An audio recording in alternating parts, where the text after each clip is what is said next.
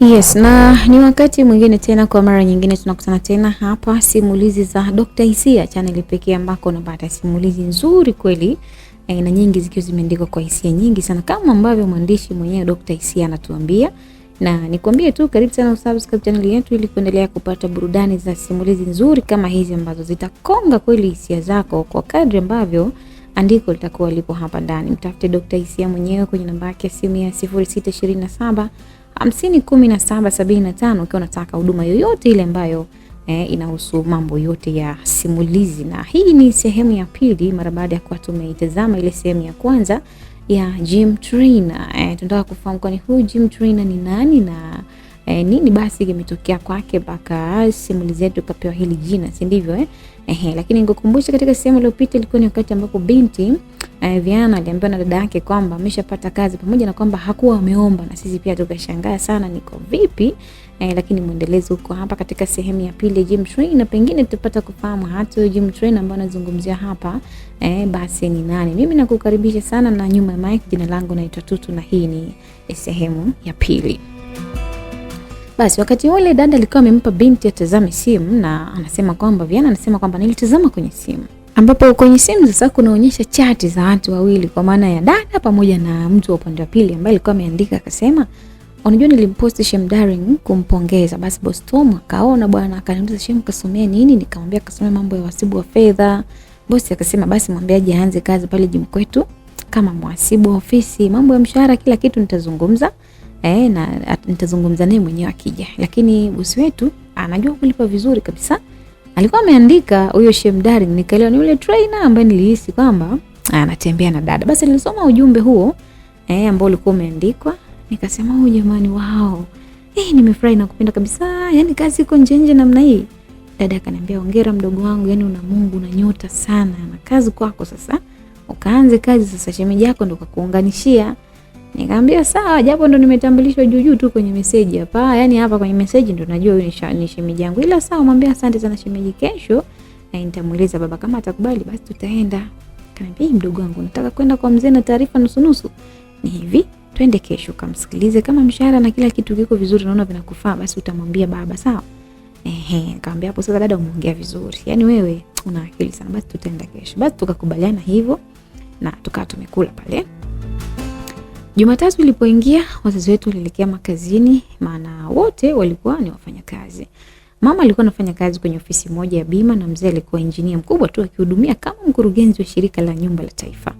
Namshukuru sana Mungu, wazazi wangu walikuwa na nafasi nzuri sana, na mambo ya fedha hayakupiga chenga kabisa. Ndio maana hata shule ambazo sisi tulisoma zilikuwa ni shule za kishua kweli. Mwenyewe tumeona kwanza stories zetu hapo, namna zawadi tunapewa. Unajua kabisa hii familia ya kishua. Basi mida ya saa 5 asubuhi tuliamua kwenda gym ili tukafanya mazungumzo na bosi wa gym, yani huyo Tom. Tulipofika tulisalimiana na Ocho ambaye ni shemeji yangu, alitupokea. Akasema bosi yupo kule ofisini kwake anakungoja Shem, unaweza kwenda kuzungumza naye tu. Ocho alinionyesha ofisi ya bosi. Kumbuka bosi ndio yule ambaye jana alikuja akampiga yule kijana ile siku ameniletea fujo, na akasema kwamba atakuwa ananitrain mwenyewe.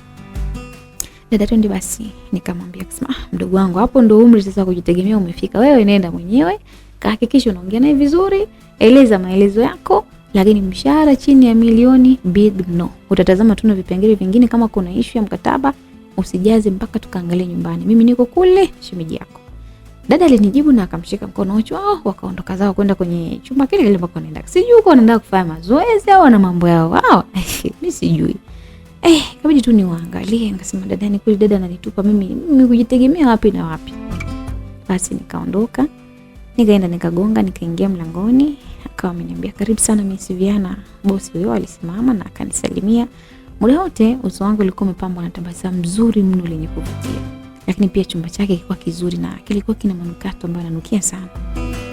Mimi kiukweli ni miongoni mwa wale watu ambao tunapendezwa zaidi na eneo ambalo linapendeza na kunukia vizuri. Kwa hivyo kuwepo ofisini pale kiukweli nijisikia vizuri. Nikamwambia asante. Asante sana bosi. Akamwambia asante na wewe kwa kuniheshimisha na kufika mahali hapa. Kwanza hongera sana kwa kuhitimu masomo yako chuoni, maana ni wengi ambao wanatamani kuhitimu lakini imeshindikana. Lakini pili, kama ulivyopokea ujumbe wangu, ni kweli bwana, nahitaji ujue nisaidie kwenye mambo ya uhasibu wa fedha hapa. Kuna hasara nimekuwa napokea mara nyingi kutokana na kuajiri watu ambao si wataalamu. Kwa hivyo nimeamua kuhama huko na kukuleta hapa huyu mtaalamu kabisa, ili graph nataka ikimbie kutoka kwenye hasara ihamie kwenye faida. Sijui umenielewa vizuri? Boss Tom aliongea akinitazama, na mimi kwa kujiamini kabisa nilikuwa nikimtazama bila kupepesa macho mtoto wa kike. Kwani si kikao cha ofisi bwana? Kuna mfumo nitakuelekeza namna ya kujaza. Alianza kuongea tena, na huo ndio ambao utatumia katika kufunga na kufungua hesabu zako za mauzo. Kazi zako utafanyia kwenye duka langu kubwa sana la spare za pikipiki kule. Nimeona uende kule kwa sababu watu wamenichapa sana kule kuliko hapa gym. Lakini jambo lingine, hapa kuna mambo mengi sitaki kukumbana nayo, yani heri tu nikumbane nayo mimi mwenyewe ili uwe salama. Aliongea, nikamwambia basi sawa, mimi nashukuru kwa kuliona hilo, asante sana. Akaniambia vizuri. Sasa kuhusu swala la mshahara, ungependa tukulipe kwa kiasi gani? Boss Tom aliniuliza swali ambalo ni gumu sana kwa kila mwajiriwa, kwa sababu huwa linamweka mtu katikati ya upande wa kufaidika au kukosa kazi.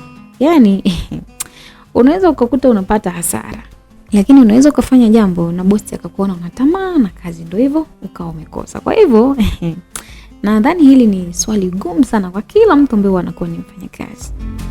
Nikamwambia mimi naomba niwe mkweli kabisa kwenye hilo swala la mshahara. Mkinilipa home tech milioni 1 itanitosha kabisa. Kuhusu makato ya serikali si mambo mengine nini yawe juu yenu. Nilijibu na nikakaa kusikiliza kidogo. Akaniambia sawa, nimekubali kulipa hiyo pesa. Kwa hivyo gross salary itakuwa ni milioni 1,800,000. Baada ya makato na mambo mengine utalipwa hiyo fedha. Nimependa sana confidence yako kiukweli. Nimependa namna ambavyo uko mkweli katika mambo yako. Na nikiwa kama bosi, nimependa hivyo vyote na uhakika kwamba utatufaa kwenye kampuni yetu. Kama uko tayari kesho unaweza kuanza kazi. Bosi alizungumza akinitazama usoni. Yaani ile namna alikuwa ananiangalia. Lakini niliona kwamba anaonyesha umakini, lakini pia umadhubuti ambao alikuwa nao, na alikuwa ni mtu ambaye anaongea pamoja na ile mwili wake, tunasema body language. Alikuwa anazungumza nayo pia. Nikamwambia kwa kesho sina uhakika sana. Naomba samahani kwa hilo, kama utojali, naomba japo wiki moja tu la mapumziko, alafu nitakuja kuanza kazi vizuri ili pia nipate nafasi ya kujiandaa. Akaambia sawa, kuna tatizo, lakini naomba favor kidogo. Nikamuuliza favor gani kwa sauti ya utulivu. Na kiu ya maziwa ya moto kidogo, unaweza kunisaidia kunitengenezea kama utojali? Hapa siongei kama bosi wako. Naomba nichukulie tu kama rafiki yako na wewe wa karibu tu. Bosi aliongea kwa kujichekesha hivi kidogo. Akasema huu ni mtego ama ni nini? Nikamwambia sawa, kuna shida bosi, usijali na kutengenezea. Don't call me boss please, naomba uniite jina langu. Niite tu Tom. Napenda sana kuitwa jina langu kuliko bosi. Sababu zako ziko nyingi sana, ila binafsi uzito wa jina la bosi ni mkubwa sana kubeba. Naomba uniite jina langu. Nikamtazama, nikamwangalia, nikamwambia okay Tom. Nilimjibu. Nikatabasamu pia, na alikuwa akiniangalia sana kama mtu ambaye amezuzuliwa, sio na vile ambavyo nimetabasamu ama ni vipi, kwa sababu pia mara nyingi naambiwa kwamba tabasamu langu huwa ni zuri sana kwa vijana. Akaniambia that was Korean smiler. Bosi aliongea hivyo akijifanya anajipotezea kwa kukua kidogo hivi. Nikamwambia Korean smiler ndo nini? Akaniambia nimepaliwa bwana na mate hivi kidogo. Wewe unatumia nini labda ili uweze kunywa? Nikamwambia mimi napenda Pepsi baridi. Akaniambia sipendelee sana hizo, lakini kwa leo nachofurahi tu kunywa ambacho nataka. Basi ngoja nikufuatie. Tom alitoka na kwenda kununulia Pepsi. Hivi nyewe bosi mnamuelewa? Kwa nini asingenuka kutafuta hayo maziwa mwenyewe? Basi nikabaki ndani, nikatengeneza maziwa yake, nikachemsha maji kwenye jagi. Kulikuwa na maziwa ya kopo hapo, kwa hivyo ilikuwa rahisi tu kutengeneza kwa kuwa viungo vingi vingine vilikuwa pale. Basi nikaweka vile viungo pale kwenye maji. Sijui mwenyewe anatumia au atumii, mimi sijui bwana. Kama viko usini kwake atakuwa anatumia, si ndivyo tunakubaliana? Basi rudi baada ya muda wa kama dakika 10 hivi. Nikamwambia maziwa yako tayari. Akaniambia asante sana. Sawa, basi uonje kwanza nifahamu kama yako kwenye test yako. Nilimpatia kikombe kimoja na kabla hajapeleka mdomoni, ile harufu yake ya maziwa tu ilimzuzua. Nikamwona amesisimka. Hivi unaelewa mtu ambaye yani kwa namna ya kuvuta, yani unaweka ile pua yako pale hapo. Hivyo ndivyo ambavyo nilimwona akifanya. Basi baadaye akapeleka kikombe mdomoni. Alikuwa na mbwembwe. Jamani, mpaka akafumba macho. Nikunywa maziwa tu. Nikamwambia vipi, mbona ufumba macho tena jamani, nini? Akaambia utamu haya maziwa umenikumbusha mbali sana. Ni mara chache sana huwa napata ladha tamu kama hii jamani.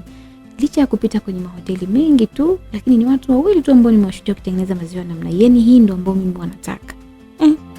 Nikamwambia wewe, hivi hujanitapeli hapo? Akaniambia mimi sidanganyi. Kwa nini? Yaani kwa nini nikusanye dhambi ndogo ndogo jamani? Wa kwanza ambaye anapika maziwa matamu kama haya ni mama yangu. Lakini ni ajabu iliyoje leo eti na umepika vile vile jamani. Viana, asante sana. Nilimtazama sana huyu boss jamani. Yaani nilimtazama nikawa naangalia tu na nikawa natafakari hayo maneno yake ambayo ameongea. Lakini mimi nilihisi kasema wewe unanitapeli tu. Lakini kuna namna unajua ukisifiwa kwamba unapika vizuri alafu binti wa kike kuna ile namna ambayo waga tunajisikia jamani. Kwa hivyo sio mtoto wa kike lazima apike vizuri. Kwa hivyo niliposifiwa kuna namna nikajisikia vizuri. Japo nikaamini tu ni msanii tu. Basi nikachukua na Pepsi yangu baridi ile ambayo alikuwa ameniletea. Nilipomaliza kunywa tukakubaliana kwenda kufanya mazoezi tena. Na Tom ndo atakuwa kiongozi wangu kwenye mazoezi kwa sababu ndivyo ambavyo tulikubaliana. Basi bwana nikakubali, tukatoka mpaka nje karibu na mashine ya kukimbia pale kwa sababu nilitaka tuanze na hilo zoezi. Lakini muda wote huo bado nilikuwa simuoni dada yangu. Nikamwambia samahani Tom, naomba subiri kidogo. Nikamwambia ambapo alikubali.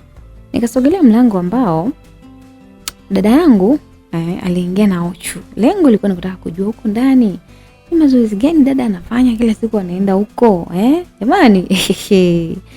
Nikagusa kitusa cha mlango lakini nilichokisikia huko ndani kikanipa shauku kutamani kufungua mlango, lakini roho nyingine ikawa inasita kwamba mwana we kaa mbali, lakini bwana mimi nikaona nataka bwana. Nilipofungua pale nikawa nasikia sasa miguno, yani miguno ya watu ambao ndo wapo kazini kweli kweli. Nikajua huyu ni dada tu anafanya zake tabia mbaya huko na Ochu baba hatajui. Nikagonga mlango, ni kwa nguvu sana. Sikutaka kufungua ila nitaka tu kugonga mlango. Niligonga sana mpaka ambapo walifungua mlango. Dogo vipi? Mbona kelele nyingi? Dada aliuliza baada ya kufungua mlango na alinikuta nikiwa nimesimama hapo. Macho yake yalikuwa kama mtu ambaye ametoka usingizini lakini alikuwa mekundu kweli kweli. Nikamwambia dada, uko unafanya nini? Mbona nimesikia sauti za ajabu huko ndani? Nikamhoji eti nilikuwa nimekasirika. Akamwambia wewe naye, sasa ndo nini jamani? Mbona kama unanikaripia jamani? Mimi nilikuwa nimepumzika. Ndio maana unaona nimechoka hapa, nimechoka kweli kweli. Nikamwambia uongo, ulikuwa unafanya ujinga tu. Kwa nini dada ukoje lakini? Yaani unatoka huko tena kuja kufanya ujinga huko kweli jamani? Baba akijua.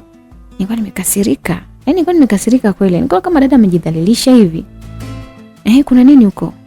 Tom alikuja kuingilia maongezi yetu na akaja kuhoji. Nikamwambia mimi sina cha kujibu, tuondoke. Tuondoke dada.